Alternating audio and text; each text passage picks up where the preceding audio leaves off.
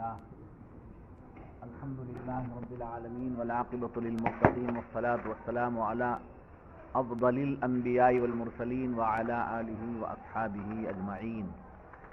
أما بعد فقد قال الله تبارك وتعالى في شأن حبيبه الكريم إن الله وملائكته يصلون على النبي يا أيها الذين آمنوا صلوا عليه وسلموا تسليما. اللهم صل على سيدنا مولانا محمد وعلى آل سيدنا ومولانا محمد وبارك وسلم صلاة وسلاما عليك يا سيدي يا حبيبي يا رسول الله صلى الله تعالى عليه وسلم. بسم الله الرحمن الرحيم. الف لام میم الله لا اله الا هو الحي القيوم نزل عليك الكتاب بالحق مصدقا لما بين يديه وانزل التوراة والانجيل من قبل هدى للناس وانزل الفرقان ان الذين كفروا بآيات الله لهم عذاب شديد والله عزيز ذو انتقام. صدق اللہ العظیم. اللہ ہے جس کے سوا کسی کی عبادت نہیں. آپ زندہ اوروں کا قائم رکھنے والا، اس نے تم پر یہ سچی کتاب اتاری، اگلی کتابوں کی تصدیق فرماتی، اور اس نے اس سے پہلے توریت اور انجیل اتاری، لوگوں کو راہ دکھائی اور فیصلہ اتارا.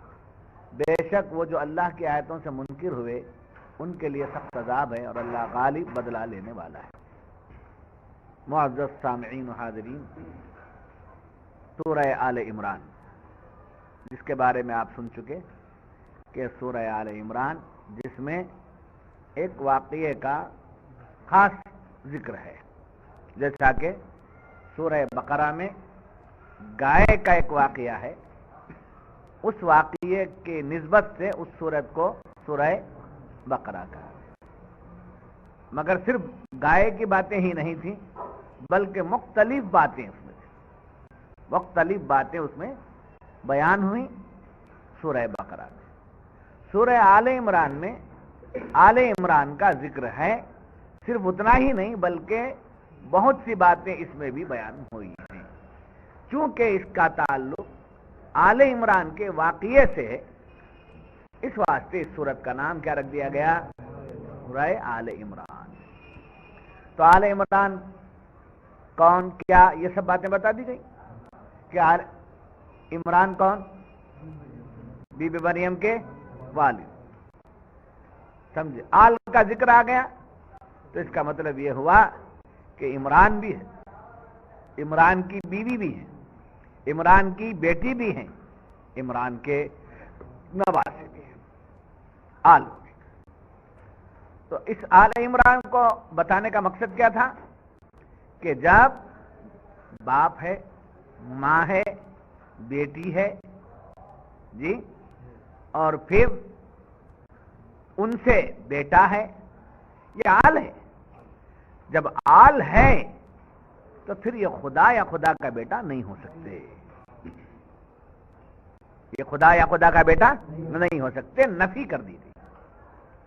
اور گزشتہ کئی باتیں آپ حضرات کے سامنے گزشتہ صحبت میں آئیں، اور یہ بات یاد رکھ لیجئے، توحید، عقیدہ توحید بغیر مصطفیٰ کے نہیں ہو سکتا.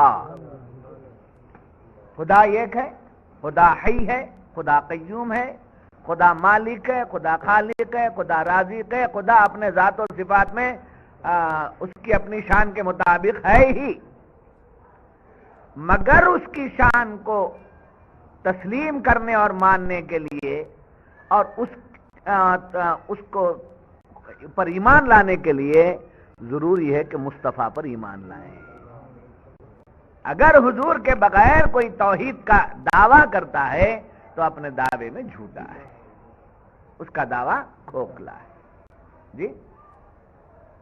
جیسا کہ بعض دیا بنا کہتے ہیں کہ ہم توحید والے ہیں، ہم اللہ کو ایک مانتے، ہم توحید والے ہیں.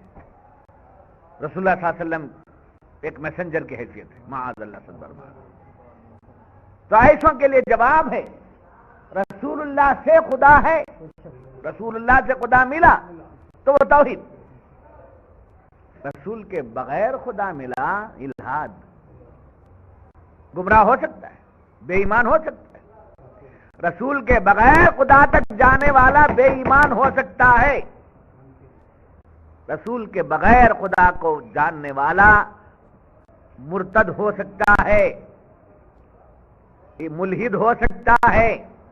और रसूल के साथ, रसूल का होकर जो खुदा वाला होता है वो कभी मुर्तद नहीं होता, वो मुशरिक नहीं होता, वो काफिर नहीं होता, इसलिए कि रसूल बताएं।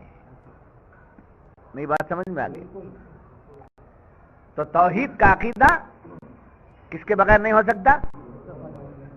बगैर सरकार दो आलम सल्लल्लाहु अलैहि वसल्लम के नहीं होता। ये पकड़ के रख ले। आपसे कोई बहस करे, आपसे पर कोई समझे डोरा डाले, तो आप ये कहना कि हमको बस इतनी ही बात आती समझ, तुम कितनी भी बातें बयान करो, हमको इतनी बात समझ में आती है कि रसूल के बगैर तौहीद नहीं है।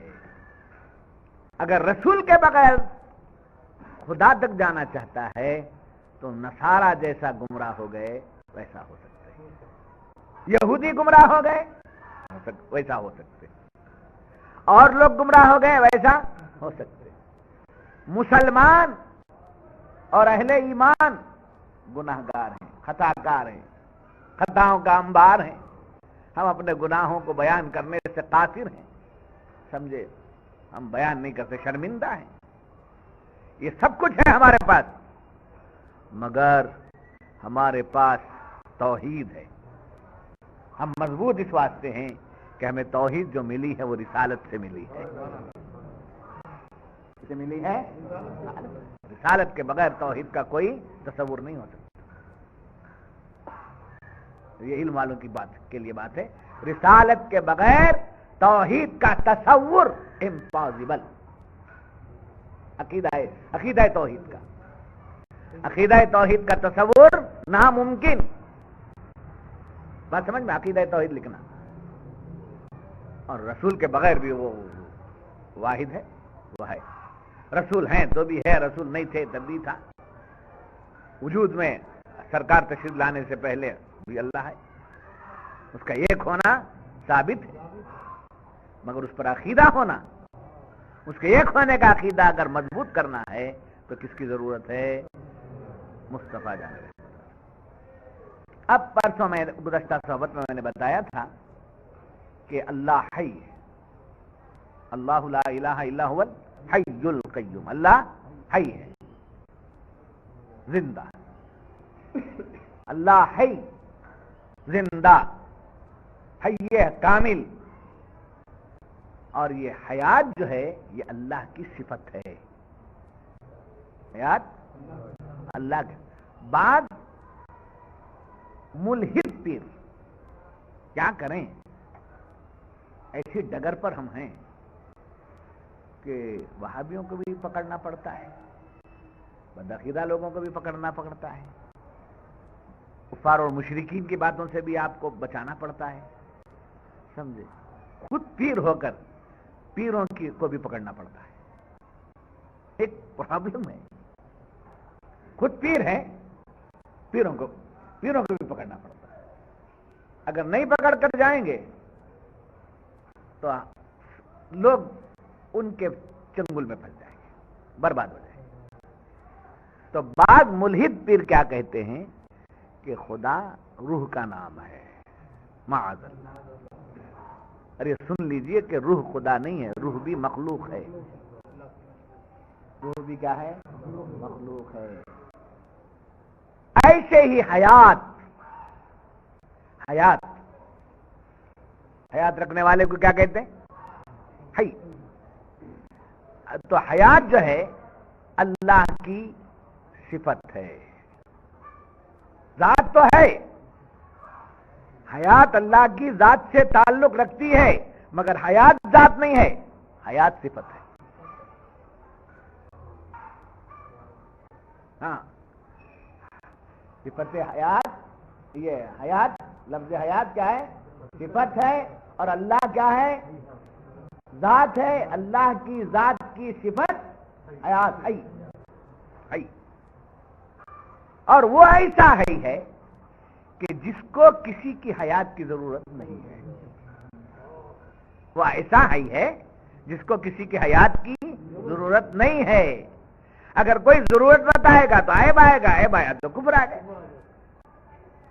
وہ بغیر کسی کی حیات کے محتاج ہوئے کہ وہ اپنی ذاتی صفت رکھتا ہے حیات، اور اس حیات کا کمال یہ ہے کہ وہ جو جن مردوں کو وہ حیات مل جاتی ہے وہ بھی زندہ ہو جاتے ہیں. یہ سمجھ نہیں بات؟ ایسے ہی شان قیومیت ہے. قیوم کسے کہتے ہیں؟ قائم لنفسه ومقوم لغیرہ. قائم لنفسه ومقوم لغیرہ، جو اپنے آپ سے قائم ہو اور غیر کو قائم رکھنے والا. یہ شان قیومیت ہے. اب دیکھیے شان قیومیت، قیوم کسے کہتے ہیں؟ قائم، باقی رہنے والا. سمجھے؟ کیا رہنے والا؟ باقی رہنے. اب اس کی شان قیومیت یہ ہے کہ اس کے باقی رہنے کے لیے کسی چیز کی ضرورت نہیں. وہ چیز نہیں رہی تو انہیں باقی نہیں رہتا. وہ چیز اگر رہے گی تو باقی رہے گا، وہ چیز نہ ہو تو وہ باقی نہیں رہے. ایسی بات اس کی شان میں نہیں. اس کی شان کسی چیز کی محتاج نہیں. مگر شان قیومیت یہ کہ وہ کسی کا محتاج نہیں ہے، مگر تقاضائے قیومیت تھا. تقاضائے قیومیت تھا. وہ تقاضائے قیومیت کیا تھا؟ بندے کو سلامت رکھنا، باقی رکھنا. کیا ہے؟ بندے کو سلامت رکھنا، باقی رکھنا. تو اس کو باقی رکھنے کے لیے، اس کے لیے بندے کے باقی رہنے کے لیے شان قیومیت کا تقاضا یہ تھا کہ بندے کو دو چیزیں دے دے. نہیں سمجھ میری بات؟ اس کی بقا کے لیے وہ قیوم ہے، قیوم حقیقی ہے. سمجھے؟ یہ اضافی ہے. وہ قیوم حقیقی ہے، اس کے لیے کسی چیز کی ضرورت نہیں ہے. اس کی شان ہے. بندہ یہ باقی رہنا ہے. یہ باقی رہنا ہے تو اس کے لیے دو چیزیں ہونا ہے. ایک اس کا جسم ہونا. کیا ہے؟ اس کا جسم ہونا. دوسرا اس کی روح ہونا. اس کے باقی رہنے کے لیے کتنی چیزیں ہونا؟ دو چیزیں. کیا کیا ہونا؟ ایک جسم ہونا اور ایک روح ہونا. اب یہ جسم اور روح یہ کب باقی رہیں گے؟ جبکہ ان کی ضرورت پوری ہونا. اس کی ضرورت پوری ہونا، جسم و روح کی ضرورت پوری ہونا. اگر جسم کی ضرورت پوری نہیں ہوئی تو جسم جو ہے لاغر ہو جائے گا، جسم کمزور ہو جائے گا، جسم ٹوٹ جائے گا. سمجھ میں آ گئی؟ اب ہمارے اندر کیا چیز ہے؟ ہم اگر قائم رہنا ہے تو ہم کو جسم چاہیے.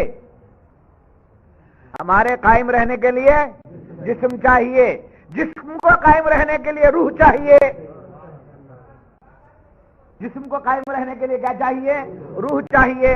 یہ جسم اور روح دونوں ہماری قائم رہنے کے لیے، باقی رہنے کے لیے ضروری ہیں.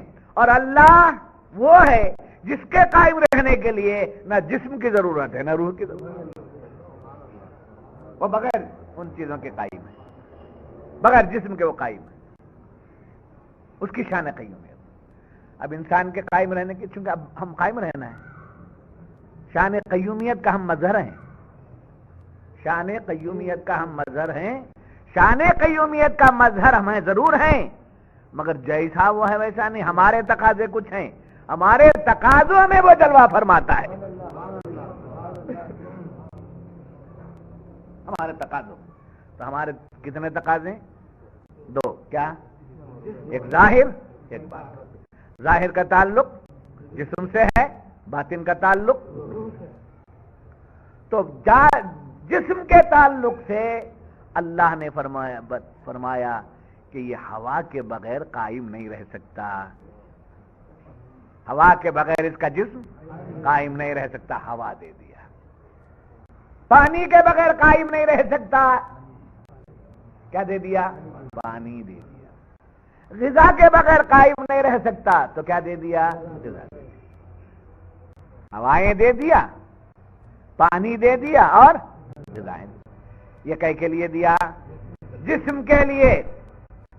اب یہ جسم ہوا کھاتا رہے، پانی پیتا رہے، غذا کھاتا رہے، نہیں پنپ سکتا جب تک اس کا باطن روح اس کے اندر نہ ہو۔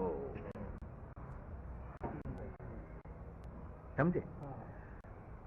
اب کتنی چیزیں ہو گئی بھائی جسم کے بقا کے لیے؟ 3 کے ساتھ ایک چیز ملا دیا میں، کتنے؟ 4 ہو گئے۔ کیا ہو گیا؟ ایک غذا، ایک ہوا، ایک پانی اور ایک غذا۔ یہ سب رہنے کے لیے، اثر کرنے کے لیے کیا چاہیے؟ روح۔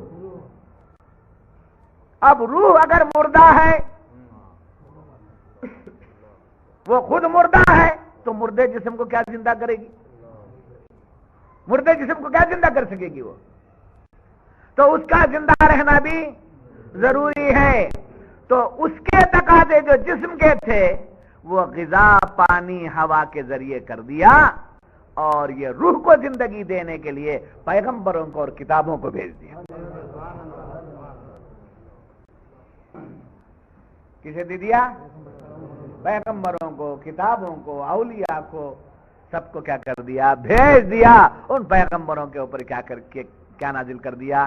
کتاب نازل کیا۔ یہی مفسرین فرماتے ہیں نزل علیک الکتاب بالحق، ہم نے آپ پر نازل کی ایک کتاب جو حق ہے، مصدقہ۔ سمجھے؟ پیغمبروں کی ضرورت کیوں؟ کتابوں کی ضرورت کیوں؟ پیغمبروں کے پردہ فرمانے کے بعد اولیاء کی ضرورت کیوں؟ علماء اہل سنت کی ضرورت کیوں؟ تو روح کی زندگی ہے۔ تو جتنے مذاہب اور ادیان نے باطلہ دنیا میں ہیں وہ چلتے پھرتے مردے ہیں، اس لیے کہ ان کی روح کی غذا ان کے پاس نہیں ہے۔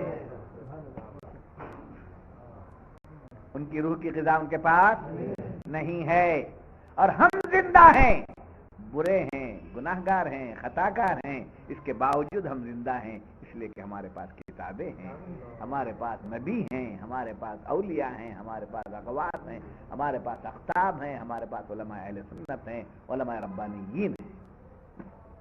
نہیں سمجھ میں آ رہی بات؟ کتابوں کے نزول کا مقصد کیا؟ روح کی۔ نبیوں کے عالم تشریف آوری کا مقصد کیا؟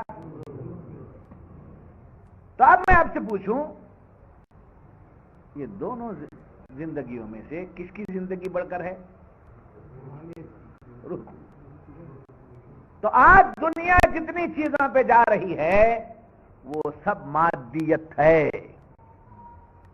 دنیا کی ساری ترقی مادیت کی ہے، چاہے امریکہ ترقی کر لے، چاہے روس ترقی کر لے، چاہے انگلینڈ ترقی کر لے، سمجھے، چاہے اور کوئی ملک ترقی کر لے، جتنی ترقیات ہیں، ریفریجریٹر لے لیجئے، سافٹ ویئر کے معاملات لے لیجئے، وہ پل بنانے کا لے لیجئے، وہ سمجھے کیا کیا ہے، سمجھے، یہ تمام چیزیں مادیت، یہ سب چیزیں کیا ہیں؟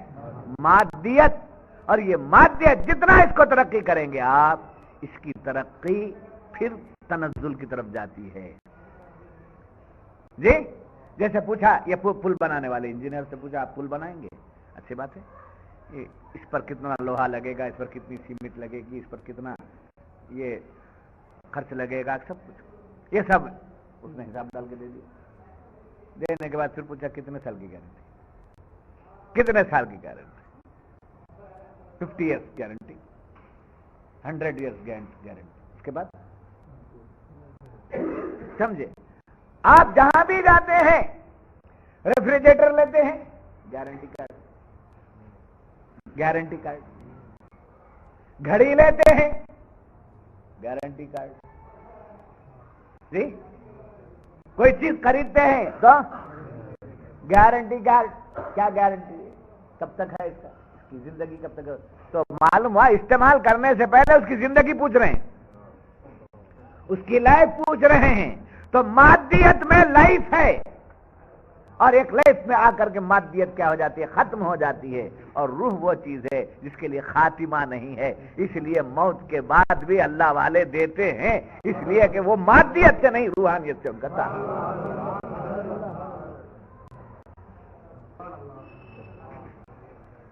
اللہ والے ہم کو دیتے ہیں جو بولتے ہیں، اللہ والوں سے ہم لیتے ہیں جو بولتے ہیں، نبی دیتے ہیں، غوث دیتے ہیں، خواجہ دیتے ہیں، اور نیا آدمی دیکھتا ہے تو کہتا ہے کہ ان کا عقیدہ غلط ہے، اور بیٹھ کر سنے گا تو ہم بتا دیں گے کہ ہمارے یہ عقیدے کے اندر جان۔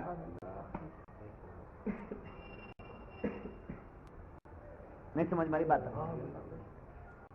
زیادہ تعداد میں آؤ، توجہ سے سنو، میں خود پرپیئر ہو کر آتا ہوں، میں گھر سے باہر نہیں نکلتا اتوار کا دن جب تک کہ آپ کے تفاسیر کے لیے تفاسیر نہیں دیکھ لیتا، اور ہر تفسیر کے ایک پوائنٹ اس میں آتی ہے، وہ مجھے یادداشت کے لیے بولتے بولتے کوئی چیز رکنا جانا اس لیے کر لیتا ہوں، بڑی محنت سے درس بولتا ہوں بابو، میں کبھی اعلان نہیں کیا جمعہ میں آپ آئیے، جمعہ میں آپ آئیے، جمعہ میں آپ آئیے، آپ آئیے جمعہ میں آئیے، کبھی اعلان نہیں کیا، اتوار کو آئیے، اتوار کو آئیے، اتوار کو آئیے، اس لیے کہ میں آپ کو علم دینا چاہتا ہوں، علم دینا چاہتا ہوں۔ دعا کیجیے اللہ سلامت رکھے، ورنہ کتنی بھی دن ہو جانا پڑے گا، جانا پڑے گا، اور یاد رکھیے چلے جانے کے بعد تو پچھتائے گا، پچھتاوا۔ تو جب تک ہے فیض لیتے رہیے، بات سمجھ میں آ گئی؟ تو مادیت کے لیے جو چیز ہونا تھا، مادیت کسے کہتے ہیں؟ اب میں آپ کے سمجھانے کے لیے، باڈی، سمجھے؟ یہ مٹی کا، یہ اب اس کے لیے ضروریات ہیں، یہ اڑتا بھی ہے، مکے کو جانا ہے، اس کی ضرورت ہے پاسپورٹ، اس کی ضرورت ہے ویزا، اس کی ضرورت ہے امیگریشن، اس کے بغیر وہ جا نہیں سکتا، مگر اندر ایک چیز ہے جو اسے سلامت رکھی ہوئی ہے، اس کے لیے نہ کوئی پاسپورٹ، نہ کوئی ویزا، نہ کوئی امیگریشن، نہ اور کوئی سواری، جس کو اعلیٰ حضرت فاضل بریلوی رحمت اللہ علیہ فرماتے ہیں، جان و دل ہوش و خیرت سب تو مدینے پہنچے، جان و دل ہوش و خیرت سب تو مدینہ پہنچے، تم نہیں چلتے رضا سارا تو سامان گیا، جان و دل ہوش و خیرت سب تو مدینہ پہنچے، تم نہیں چلتے رضا سارا تو سامان گیا۔ اس کے جانے کے لیے پاسپورٹ نہیں، اس کے جانے کے لیے ویزا نہیں، اس کے جانے کے لیے امیگریشن نہیں، اس کو لے جانے کے لیے، سمجھے؟ تو اب اس کو رکھنا ہے نا زندہ، کس کو؟ جسم کو زندہ رکھنا ہے، تو زندہ رکھنے کے لیے کیا چاہیے؟ ہوا پانی سب چاہیے، مگر اور ایک بنیادی روح چاہیے، کیا چاہیے؟ روح چاہیے۔ اب روح بھی زندہ رہنا ہے، کیا رہنا ہے؟ روح بھی زندہ رہنا ہے، اس لیے قرآن نازل ہو گیا، پیغمبر تشریف لائے تاکہ ہماری روح زندہ ہو جائے اور اس کی زندگی سے ہماری زندگی ہو جائے۔ یہ شان تقاضۂ قیومیت تھا۔ سبحان اللہ، سبحان اللہ۔ یہ کتب آسمانی کا جو نزول ہے، یہ قیومیت کا باطنی ظہور، سمجھے؟ اللہ قیوم ہے اپنی ذات میں، وہ وحدہ لا شریک ہے، وہ صفت میں بھی وحدہ لا شریک ہے، جسم سے میں شان قیومیت ظاہر ہو رہی ہے، تو غذا، پانی، ہوا، روح چاہیے۔ اور یہ کتابیں جو نازل ہوئی ہیں، پیغمبر جو مبعوث ہوئے ہیں، یہ کیا بتا رہا ہے؟ اس کی شان قیومیت کی باطنی کیفیت۔ کون سی کیفیت؟ باطنی۔ جب یہ بات معلوم ہوئی، نزل علیک الکتاب بالحق مصدقا، سمجھے؟ بڑی پیاری بات ہے، مصدقا، ہم نے آپ پر یہ سچی کتاب اتاری ہے جو حق ہے، سچی ہے، مصدقہ۔ یہ کتاب اگر نہ آتی، یہ کتاب اگر نہ آتی تو توریت کسی کو معلوم نہ ہوتی، زبور کسی کو معلوم نہ ہوتی، انجیل کسی کو معلوم نہ ہوتی، پیغمبر جو تشریف لائے وہ کسی کو پتہ نہ چلتا۔ اس کتاب نے آ کر آئے ہوئے پیغمبروں کی، ان پر نازل شدہ کتابوں کی کیا کر دیا؟ تصدیق کر دی۔ اب ہمیں توریت پڑھنے کی ضرورت نہیں، انجیل پڑھنے کی ضرورت نہیں، زبور جاننے کی ضرورت نہیں، صحائف جاننے کی ضرورت نہیں، اس لیے کہ جو کچھ ہے وہ پہلے گزر گیا ہے، اس کے اندر سب کچھ آ گیا قرآن میں۔ یہ اس کی تصدیق کر رہی۔ اگر یہ نہ آتا معاذ اللہ توریت جھوٹی ہو جاتی، زبور جھوٹی ہو جاتی، انجیل جھوٹی ہو جاتی. تب یہاں یہ بات بیان کر کے رب کائنات فرما رہا ہے کہ ان یہودیوں کو، ان عیسائیوں کو، ان کو خود ان کے پیغمبر کی شان معلوم نہیں، ان کے پیغمبروں کا مرتبہ ان کو معلوم نہیں. میرے محبوب نے آ کر میری کتاب کو لا کر کے تمہارے پیغمبروں کی شان میرے محبوب نے بیان کی. تم کو جو کتابیں ملی ہیں اس کو اس کتاب میں بتایا. تمہارے جو پیغمبروں کی شان ہے وہ اس کتاب میں. مصدقا لما بین یدیہ، اگلی کتابوں کی تصدیق فرماتی ہے. وانزل التوراۃ والانجیل، اس سے پہلے اللہ تعالیٰ نے کیا نازل کیا؟ توریت اور انجیل نازل. یہ کتابیں اس سے پہلے بھی نازل. اچھا، توریت اور انجیل جو کتابیں تھیں وہ کتابیں، اس میں ہمارے پیغمبر کی شان بیان تھی، یعنی پیغمبر آخر الزمان کی شان، آپ کی تشریف آوری اس میں بیان تھی. تو وہ یہودی اور نصارہ علماء کیا کرتے تھے؟ کتمان کرتے تھے. کتمان چھپا دیتے تھے. لوگ جا کے پوچھتے تو اس پر ہاتھ رکھ کے آگے پڑھتے، جیسا کہ اس سے پہلے بھی سننے والوں نے سنا. کتاب ہاتھ رکھ کے آگے بڑھتے، یا نہیں تو اسے چھوڑ کے پڑھتے. اور آج ایسا ہو رہا ہے. توریت اور زبور میں یہود و نصارہ کے علماء نے اپنی قوم سے حضور کی عظمت چھپانے کے لیے کتابوں پر ہاتھ رکھ دیتے تھے، اور آج دنیا وہابیت اور دیا بنا نبی کی عظمت کو چھپانے کے لیے معنی کو بدل دیتے، مفاہیم بدل دیتے، مطالب بدل دیتے. ان کے بس میں نہیں آیت بدل سکے، ان کے بس میں نہیں کہ آیت قرآنیہ بدل. آیت قرآنیہ بدل نہیں سکتے، معنی اور مطالب بدل. وہ کام ادھر بھی وہ لوگ کرتے تھے ویسا، اب ادھر یہ کام کرتے. تو اس لیے قرآن کو سیکھنا بھی ہے، سمجھنا بھی ہے، تو عشاقان رسول سے ہی سمجھنا ہے. پہلے یہ معلوم کرنا مولانا کون ہے. یہ بڑی ڈگری ہے، وہ بڑا ہے، وہ بڑے متقی ہیں، بڑے پرہیزگار ہیں، سمجھے، بہت پرہیزگار ہیں، بہت پڑھے لکھے ہیں، بہت علم والے ہیں. یہ سب تعریفات ہیں. پڑھے برابر، بہت پڑھے ہیں کیا؟ کیا شیطان سے بھی زیادہ پڑھے ہیں؟ ان سے بھی زیادہ ہیں کیا؟ اس سے بھی زیادہ پڑھے ہیں کیا جی؟ ایسے بات ہے نہیں. اب تک شیطان بھی پڑھ کر سب سے زیادہ بول کر سمجھو نہیں، اس کے ذرا برابر ہے. پھر کیا ہے؟ شیطان کے برابر نہیں ہوئے تو پھر کیا عالم ہے؟ اب بڑے پرہیزگار ہیں، عبادت ہے، وہ ریاضت ہے، اچھا، بہت اچھا. شیطان سے بھی زیادہ عبادت کر کے ہیں کیا؟ نہیں، دیکھو بیکار کی باتیں کرو. میں بیکار کی نہیں کر رہا ہوں، آپ بیکار کی کر رہے.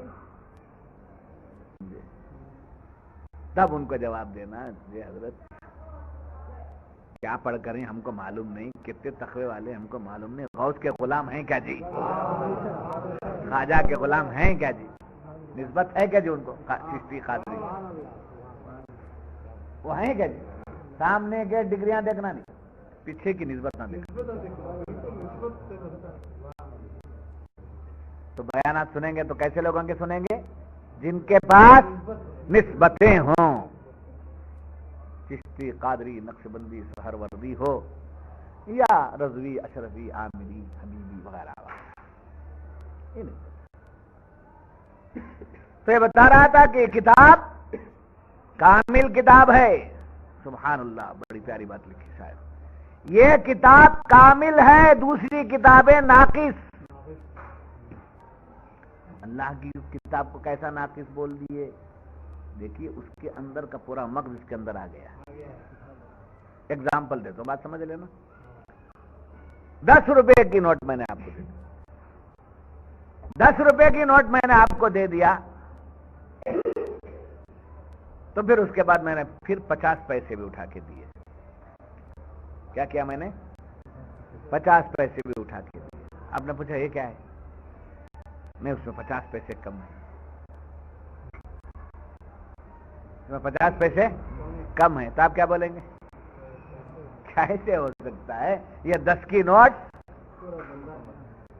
نہیں ہو سکتی تھی جب تک کہ اس میں سے 1 پیسہ بھی کم ہوتا۔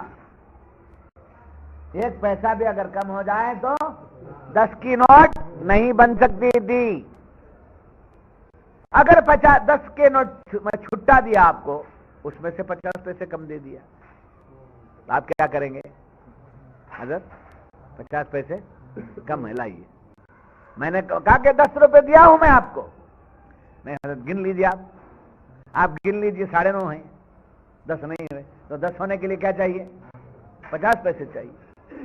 چھٹا چلا تو 50 پیسے چاہیے، بندہ مل گیا تو 50 پیسے کی کمی اس کے اندر نہیں ہے۔ بات سمجھ میں آ گئی؟ تو جتنے گزرے چھٹے تھے اور یہ آ گئی تو کامل، قرآن آ گئی تو بندہ ہو گیا ہے، پھر اس کے اندر کوئی اور چھٹے کی بات ہی نہیں۔ یہ کم ہے، وہ کم ہے، وہ نہیں ہے، یہ نہیں، کچھ نہیں۔ یہ آ گئی تو اس توریت کیا ہے معلوم پڑ گیا، انجیل کیا ہے معلوم پڑ گیا، زبور کیا ہے معلوم پڑ گیا، پیغمبر کیا ہے معلوم ہو گیا، واقعہ یوسف کیا ہے معلوم ہو گیا، واقعہ نوح کیا ہے معلوم ہو گیا، آدم سے لے کر آخر دم تک کیا ہے سب کچھ معلوم ہو گیا۔ ولا رطب ولا یابس الا فی کتاب مبین۔ سمجھ آئے بات؟ کامل کتاب ہے قرآن، بقیہ کتابیں ناقص ہیں۔ یاد رکھیے، اللہ کی ذات اولاد سے پاک۔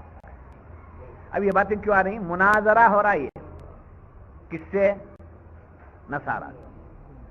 کس سے؟ نصارہ سے۔ ان کا کیا عقیدہ تھا؟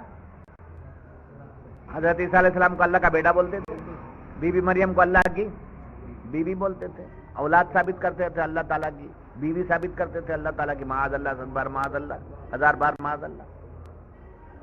ان کی تردید میں بات آ رہی ہے تو ایک طریقہ آپ کو یہ مدرسے کے پڑھے ہوئے علماء بھی آئے تو بہت اچھا ہے، اماموں کو پکڑ کے لاؤ، اور خاص طور پر سنی ان کو بات کرنے کا ڈھنگ سکھائے۔ قرآن کیا مزاج دے رہا ہے دیکھیے کہ کسی سے مناظرہ کرو تو ابے تبے میں نہیں جانا، دلائل ایسے دو کہ وہ لاجواب ہو جائے۔ جب بھی بات کرو آپ کسی سے دلائل، چاہے وہ دلائل قرآنی ہوں، حدیث کی ہوں، یا فی البدی مدلل آپ کی ذہانت سے ہوں، ایسے مثالیں ہوں کہ اس مثال کے سامنے وہ آگے بڑھنا۔ اب دیکھو یہاں اللہ کو انہوں نے کیا کیا؟ نصارہ نے اللہ کے لیے کیا ثابت کرنا چاہا؟ کیا اولاد۔ تو یہاں مفسرین فرماتے ہیں اللہ اولاد سے پاک ہے، اللہ اولاد سے پاک ہے۔ اور کیوں؟ اس لیے کہ باقی رہنے والے کو اولاد کی ضرورت نہیں ہے۔ کیا ہے؟ باقی رہنے والے کو اولاد کی ضرورت نہیں ہے، جو فانی ہے اس کو اولاد کی ضرورت ہے۔ اس کو اولاد کی ضرورت ہے، جو فانی ہے، فنا ہونے والا، اس کو اولاد کی ضرورت ہے، اور باقی رہنے والے کو اولاد کی ضرورت نہیں ہے۔ کیوں؟ اس لیے کہ فانی رہنے والا اپنا نام باقی رکھنا چاہتا ہے، اپنی سمجھے؟ تو اس کے نام کو باقی رکھنے والا کون؟ اس کی اولاد۔ جی جیسا آپ کہتے ہیں، آپ میں سے ہم میں سے لوگ کہتے ہیں کیا کیا سب کام سب ہو گئے، کیا بچوں کے کام کے مطلب سب ہوگا، وہ بچے کی شادی کرے، وہ بچے کی شادی کرے، اسے 4 بچے ہیں، اسے 8 بچے ہیں، اسے 16 بچے ہیں، ایسا پورا گھر بھر کو اللہ دیا ہے ہوتا ہے۔ ہاں، پوترا پوتریاں کی شادیاں بھی آ گئی، ان کا بھی کام آنکھیں سے دیکھ بھال، نواسیاں کے کام، کواسیاں کے بھی دیکھ بھال ہے کام، ان کو جگہ دے ڈالے، ان کو اجازت دے ڈالے، ان کو ایک مکان دے ڈالے، ان کو ایک اس کو دے دیا، کھیت دے دیا، وہ دے دیا، ہاں سب کام ہو گئے، بس کیا ابھی ذمہ داری میری نہیں ہے، اب چلتے رہنا، کیا رہنا، چلتے رہنا، سب کام ہو گیا، اب کیا کرنا، چلتے رہنا۔ ارے اب تمہاری جائیداد وغیرہ تھی نا، اس کا کیا ہے، اتنی محنت سے کمائے نا، وہ سب کیا، وہ سب دیکھ لینے والے بچے ہیں، وہ سب دیکھ لینے والے بچے ہیں، بولتے نہیں بولتے، غلط بات تو نہیں بول رہا ہوں، دیکھ لینے والے سب بچے ہیں، جائیداد سے انہوں سنبھال لیں۔ اب پھر میں ہمارے یہاں تو بچے آپ کو ڈال دی وہ بھی ہیں، سب ہو گیا، سب ہو گیا، تو سب ہو گیا تو جانا ہے، تو جانے کا مطلب کیا، فنا ہونا ہے، فنا ہونا ہے، سمجھے؟ جس کو جانا ہے اس کو اولاد چاہیے۔ ایک بچے کو پکڑ کر میں نے پوچھا، بیٹا کب تمہارا انتقال ہونے والا ہے، کب جاؤ گے بعد دنیا چھوڑ کر کے؟ تو بیٹھا تھا بازو میں اس کا باپ، عقیدت سے آ کر کے بیٹھا اور سن رہا تھا، اس کے بیٹے کو میں نے پکڑ کے پوچھا، بیٹا کب تمہاری موت ہے، کب مر رہے ہو، کب جا رہے ہو؟ تو باپ کو آیا طیش، مولانا کیا بات کر رہی شاہ صاحب،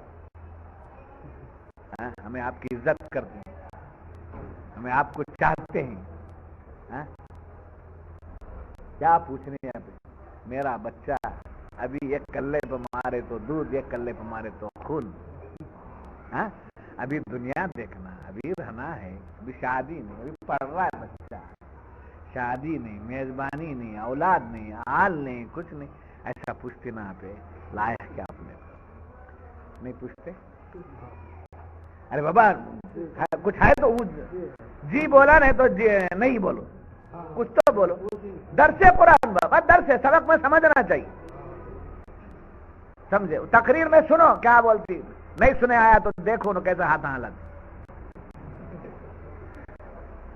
نہیں سمجھ میں کیسا بمڑا مارتے ہیں، دیکھو اچھا، جا کے بیٹھ کو دیکھو اور مجھے یاد کرو، سمجھے؟ شاہ صاحب بمڑی مارنے والے کی نشانی بھی دے ڈالے تھے، ہاتھ ہلانے والے کی بھی دے دیے تھے، وہ کون سی چیز ہے جو شاہ صاحب نہیں بتائے بول کر یاد کر لو۔ ایک بوڑھے نے خود کہہ دیا کہ مجھے چلنا ہے، ایک بچے سے میں نے پوچھا مرنا برحق ہے، میں نے غلط پوچھا، مرنا برحق ہے نہیں ہے، وہ بچہ مر نہیں سکتا کیا؟ مگر میں پوچھا تو غصہ کیوں آ گیا؟ اس لیے کہ اس کا بھی رہنا ہے، شادی کرنا ہے، بچے ہونا ہے، جائیداد بنانا ہے، دنیا دیکھنا ہے، بہت کچھ کرنا ہے، سمجھے؟ تو جس کو رہنا ہے اس کو اولاد کی ضرورت نہیں، جس کو جانا ہے اس کو اولاد کی ضرورت ہے۔ تو شان قیومیت یہ ہے کہ اللہ فانی نہیں ہے، اس واسطے وہ اولاد والا نہیں ہے، مخلوق فانی ہے، اس واسطے یہ اولاد والا، یہ شان قیومیت نہیں سمجھ میں؟ تاکہ اس کی نسل باقی رہے، فانی جو ہے اس کی نسل باقی رہے۔ جب یہ بات معلوم ہوئی، دیکھیے چاند، سورج، ستارے، یہ تمام چیزیں عارضی ہیں، کیا ہیں؟ عارضی ہیں، عارضی قیام ہے ان کا، سمجھے؟ تو یہ دو باتیں سمجھنا، ہم بھی عارضی ہیں، چاند سورج ستارے بھی عارضی ہے، ایک دوسری پوائنٹ ہے، چاند سورج ستارے بھی عارضی ہیں اور ہم بھی عارضی ہیں، مگر یہ ہم جو عارضی ہیں چند سالوں کے لیے، جی ہم جو عارضی ہیں چند سالوں کے لیے، کتنے سالوں کے لیے؟ چند سالوں کے لیے، اب چند میں 70 لے لیجئے، 80 لے لیجئے، سورج، چاند، ستارے جب سے دنیا ہے تب سے ہے، اور کب تک ہے؟ قیامت، قیامت جب تک اللہ کی مرضی ہو، قیامت تک، قیامت میں وقت میں وہ سب کیا ہو جائیں گے؟ فنا ہو جائیں گے، سمجھے؟ تو ان کو بھی فنا ہے، مگر ان کا قیام کب تک ہے؟ قیامت تک ہے، تو جو عارضی قیامت تک قائم ہیں ان کی بھی اولاد نہیں ہے۔ چاند کے بیٹے کا نام کیا؟ چاند پاشا،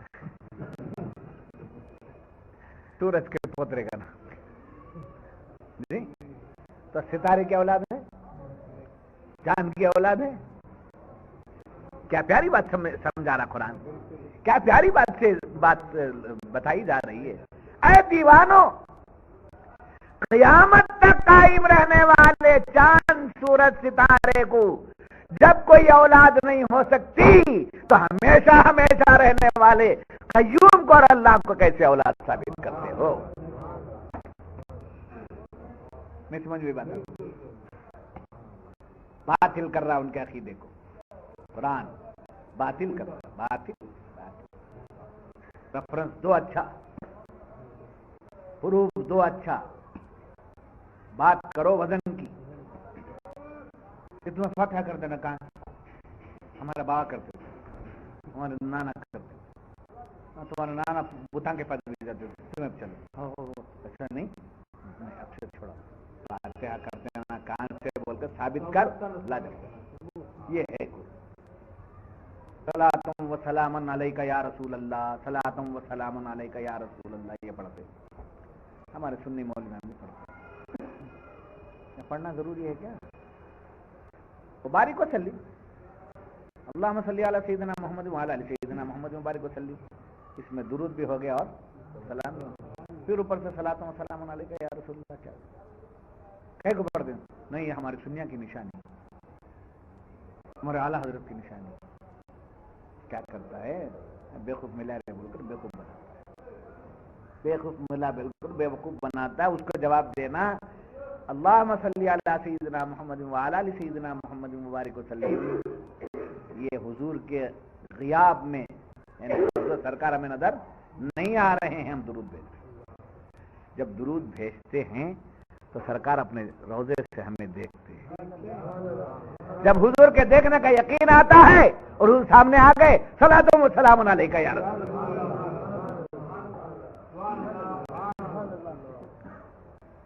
یا ایسی بات دے دیا ہوں. ابھی جاؤ فجر میں سب کوئی ملے تو مولوی ہوں گے یا صلاۃ و سلام علیک یا رسول اللہ، کیا حضرت وہ پوچھو، بول نہیں سکتا، اس کی نانی مر جائے گی. یہ میرے پیر کا کرم، میرے پیر کا کرم ہے. صرف تفسیر جو ہے میں کتابوں کے حوالے سے نہیں دیتا ہوں، اس کے اندر روحانیت ان کا بھی صدقہ آتا ہے مل کر. یہ دوا سمجھے ایسے نہیں بنتی، اس کا ہاون دستہ بڑا مضبوط ہے. اب یہ اگر جواب دیں گے آپ، پھر لے لو جواب. یہ تمہارے عقل سے بولے سو، تمہارے عقل سے بولے، ٹھیک ہے میری عقل کی بات. تمہارا فضائل درود اٹھاؤ. تمہارے مولانا ایک لکھ کر ہیں کہ جب کوئی امتی حضور پر درود بھیجتا ہے تو حضور فرماتے ہیں میں میرے روضے سے درود بھیجنے والے کے مقام تک پورے حجابات ہٹ جاتے ہیں، میں اپنے روضے سے اس کی طرف رحمت کی نظر سے دیکھتا ہوں. یہ ان لوگوں نے کتابوں میں لکھا ہے. میں سمجھ اور آزمانے کے لیے پوچھو کسی سے بھی، صلاۃ و سلام علیک یا رسول اللہ کیا بھی ہوا؟ وہ سنی دعوت اسلامی، دعوت اسلامی، وہ ان کو سب پکڑ پوچھو. نہیں ہماری علامت بیوقوفی بات ہو جائے گی، جواب ہو جائے گا تو لوگ کیا کریں گے؟ بیوقوف بنائیں.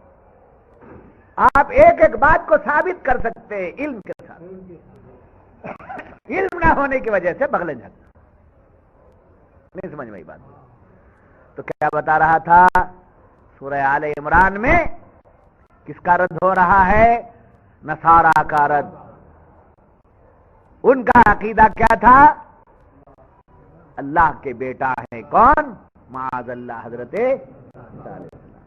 اللہ کی بیوی ہے معاذ اللہ کون؟ بیوی مریم. اس عقیدے کا جواب دے دیا گیا. پھر بڑی پیاری بات فرمایا، دیکھو نزل علیک الکتاب بالحق من قبل هدى نزل علیک الکتاب مصدقا لما بین یدیہ وانزل التوراۃ والانجیل من قبل هدى للناس وانزل الفرقان.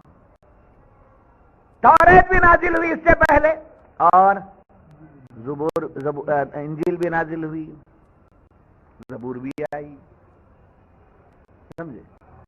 توریت اور انجیل دونوں کا ذکر لے کر فرمایا کہ یہ سمجھیں جس زبان میں نازل ہوئی وہ زبان عربی نہیں تھی، ایک کتاب عبرانی زبان میں تھی اور ایک کتاب سریانی زبان میں تھی۔ ایک کتاب کیا میں تھی؟ عبرانی میں تھی اور ایک کتاب سریانی میں تھی۔ تو ان زبان میں کوئی اس زبان کا کوئی وزن نہیں تھا، اس لیے کتابوں کو بدلنے والے بدل دیے، مگر قرآن وہ کتاب ہے جو زبان عربی میں نازل ہوئی۔ اور بڑے پیارے انداز سے فرماتے ہیں کہ سرکار سید الانبیاء ہیں تو قرآن سید الکتاب ہے، قرآن سید الکتاب اور حضور سید الانبیاء۔ قرآن کس زبان میں آئی؟ زبان عربی میں آئی۔ یہ کیوں زبان عربی میں آئی؟ اللہ تبارک و تعالی کسی ایک زبان والا نہیں ہے، ہر زبان اسی کی ہے۔ زبان سمجھے؟ نماز کے صورتیں پڑھتے ہیں آپ اور جو یہ دعائیں وہ پڑھ لیتے ہیں، جب دعا مانگنے بیٹھتے ہیں آپ تو کون سی زبان میں پڑھتے ہیں؟ اردو میں پڑھتے ہیں؟ عربی میں پڑھنے والے پورے ہیں کیا؟ سب کو عربی دعائیں یاد ہیں؟ کون سی زبان میں مانگتے؟ کعبے میں جا کر کون سی زبان میں مانگے؟ اسے ہبڑی دھارواڑ چلے جاؤ، تمل ناڈو میں چلے جاؤ، کیرلا چلے جاؤ، سب زبان اللہ کی ہے، سب زبانیں اللہ کی ہیں۔ تو زبان عربی کیوں؟ اس لیے کہ یہ زبان محمد عربی کی زبان ہے۔ یہ زبان کس کی ہے؟ محمد عربی صلی اللہ علیہ وسلم کی زبان ہے۔ اس قرآن کی یہ شان کہ زبان عربی میں آیا، قرآن کی یہ شان کہ یہ زبان عربی میں آیا، اور پھر اس کے بعد کیا ہوا؟ اللہ تعالیٰ نے اس کو زبان عربی میں بھیجا اور اس کو پوری دنیا کے لیے بھیجا، مگر خاص کسی اور شہر میں نہیں، حضور کے جو 2 شہر ہیں وہیں آیا۔ سمجھے؟ قرآن کہاں آیا؟ حضور کے 2 شہروں میں، ایک شہر مکہ ہے، ایک شہر مدینہ ہے۔ تو جہاں مدنی میں جب سرکار مدینے میں ہے مدینے میں آ گیا، مکے میں ہے مکے میں آ گیا، تو اللہ تعالیٰ فرماتا ساری کائنات میری ہی ہے مگر میرا کلام انہی شہروں میں آئے گا جو میرے محبوب کے شہر، انہی مقامات پر آیا، شہر میں آیا، مکہ مدینہ میں آیا۔ آہا، اور یاد رکھنا قرآن جس زمانے میں آیا، قرآن جس زمانے میں آیا اس زمانے سے بہتر کوئی زمانہ نہیں تھا، نہیں ہے، نہیں ہوگا۔ سمجھے؟ قرآن جس زمانے میں آیا اس زمانے سے بہتر، اس سے پہلے، اس کے بعد، قیامت تک کبھی کوئی زمانہ بہتر اس سے نہیں ہے۔ وہ زمانہ جس میں قرآن آیا وہ کس کا زمانہ تھا؟ زمانہ مصطفیٰ تھا۔ حضور کے زمانے میں قرآن آیا اور حضور خود فرماتے ہیں خیر القرون قرنی ثم الذین یلونہم ثم الذین یلونہم، سب سے بہتر زمانہ میرا، اس کے بعد میرے صحابہ کا زمانہ ہے، اس کے بعد ان کا زمانہ ہے جنہوں نے میرے صحابہ کو دیکھا۔ بات سمجھ میں آ گئی؟ آہا، قرآن کون سی زبان میں آیا؟ عربی زبان۔ کیوں؟ سرکار کی زبان۔ کن شہروں میں آیا؟ کیوں؟ سرکار کے شہر۔ کس زمانے میں آیا؟ سرکار دو عالم صاحب۔ کیوں؟ اس لیے کہ وہ سب سے بہتر۔ اس کے بعد آگے فرماتے ہیں چوتھی بات یہ، پہلا زبان عربی میں آیا، دوسرا مکہ مدینہ شہر میں آیا، تیسرا حضور کے زمانے میں آیا، اور چوتھی یہ بات ہے کہ اس کے الفاظ، کس کے؟ قرآن کے جو الفاظ ہیں وہ زبان پر اور کان میں۔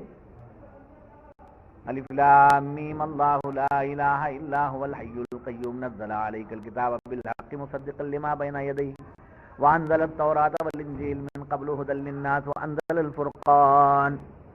یہ کیا ہے؟ الفاظ ہیں. اب میں پڑھ رہا ہوں تو کہاں سے نکلے؟ زبان. اب آپ سنیں نہیں؟ کہاں سے سنیں؟ تو اس کے الفاظ ایک کون سی زبان میں آیا؟ زبان عربی میں آیا. دوسری بات مکے اور مدینے میں آیا جو حضور کے شہر ہیں. اور تیسری بات کیا؟ حضور کے زمانے میں آیا. حضور کے زمانے میں آیا. اور چوتھی بات یہ ہے کہ اس کے الفاظ زبانوں سے نکلتے ہیں، کانوں تک پہنچتے ہیں. یہ زبانوں میں ہے الفاظ، نگاہوں میں بھی ہیں، زبانوں میں. نگاہ میں ہیں کیا الفاظ ہے اس وقت تک نہیں ہو سکتا جب تک کہ آپ پڑھیں گے نہیں. تو پڑھنے کا کام کیا ہے اس کا؟ زبان سے پڑھنا اور کانوں سے. اچھا، ایک جماعت نہیں ہے، لوگ ہیں تو سنیں گے، نہیں ہے تو کسی سے سنائیں گے. سمجھے؟ تو حکم یہ آیا کہ اتنی آواز سے پڑھو کہ خود کو سنائی دے. سمجھے؟ اللہ جی، خود کو سنائی دینا یعنی خود کو معلوم ہونا کہ میں کیا پڑھ رہا ہوں. سمجھے؟ بغیر سنائی دیے کہ پڑھنا، نماز میں قرأت کرنا مکروہ ہے. جماعت ہے تو جہر کریں گے. سر ہے جیسے ظہر اور عصر ہے، ایسے وقت میں امام صاحب اتنا پڑھیں گے، اتنی آواز سے پڑھیں گے تو ان کو خود سنائی دے. منفرد ایسا پڑھے گا تو اس کو خود سنائی دے.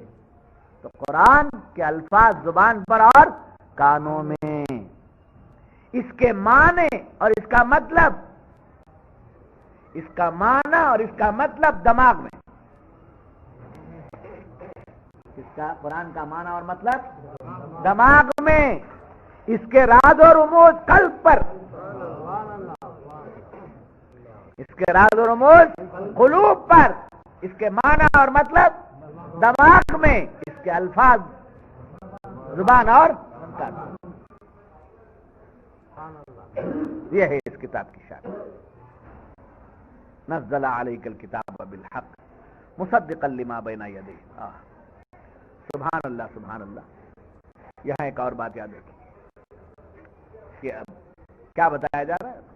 نصارہ سے مناظرہ، یعنی ان سے بحث و مباحثہ، اور سے آپ آرگومنٹ، سمجھے؟ یہی لفظ ہے مناسب. کورٹ میں جراح بولتے ہیں، جراح. سمجھے؟ آرگومنٹ کرتے نا کورٹ میں لائر لوگ.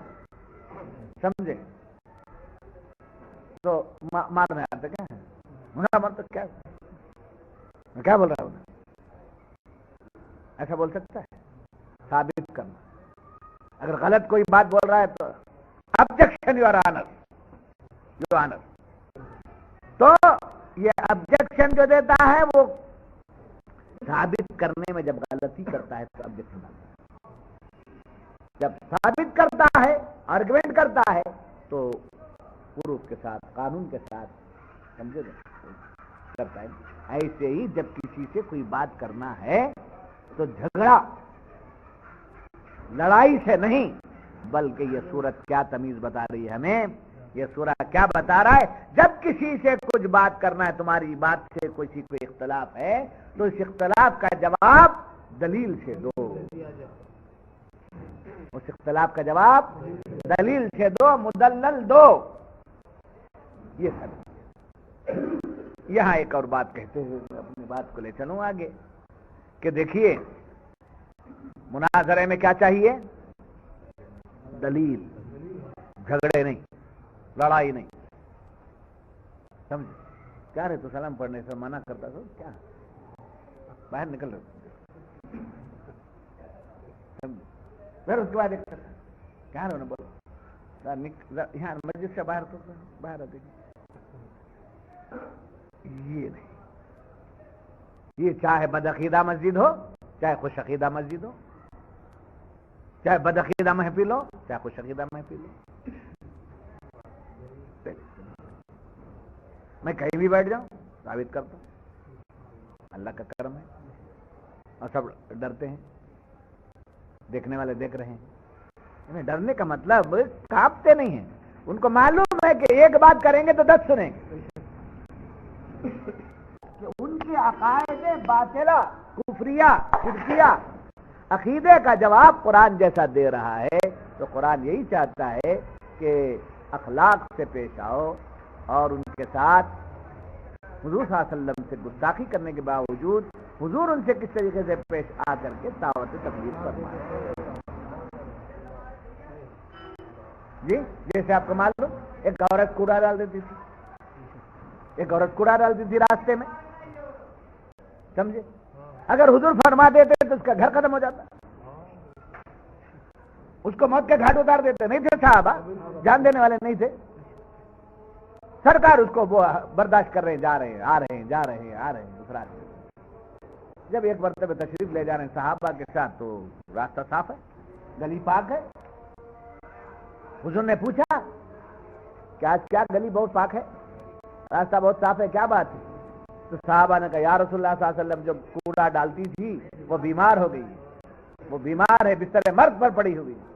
ہاں بیمار ہو گئی، بیمار ہو گئی ہے، چلو جا کر دیکھیں گے، عیادت کریں گے، اگر حضور یہ فرماتے ہیں بہت اچھا ہوا، دیکھو حق کے راستے میں کانٹے ڈالنے والوں کا یہی انجام ہوتا ہے، اگر حضور فرما دیتے تو صحابہ روایت کر دیتے اور قیامت تک کے لیے مثال بن جاتی، مگر سرکار نے کیا کیا، چلو دیکھیں گے، جب چل کے دیکھنے کو پہنچے